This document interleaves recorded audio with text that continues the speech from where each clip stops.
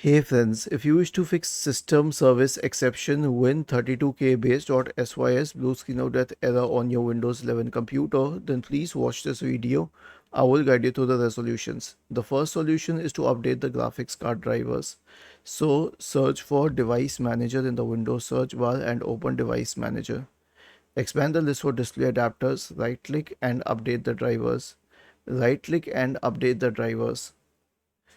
The next solution is an SFC scan. So search for command prompt in the Windows search bar and click on run as administrator. Type the command SFC space / scan now and hit enter to invoke the SFC scan. The next solution is a system restore. Search for recovery in the Windows search bar. Now here's the thing. This time if you try to restore your system, you will not be able to. So first of all, you need to configure the system protection on your computer. This is how you do it. And also create a restore point. This doesn't have to be created at the time of restoring your computer, but much before you do that.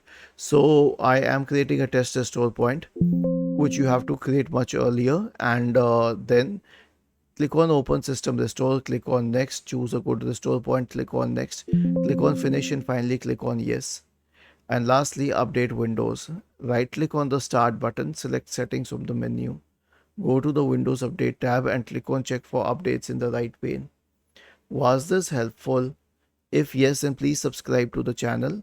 If not, then let us know in the comment section of the video on how we could help you further. Thank you for watching this video and have a nice day.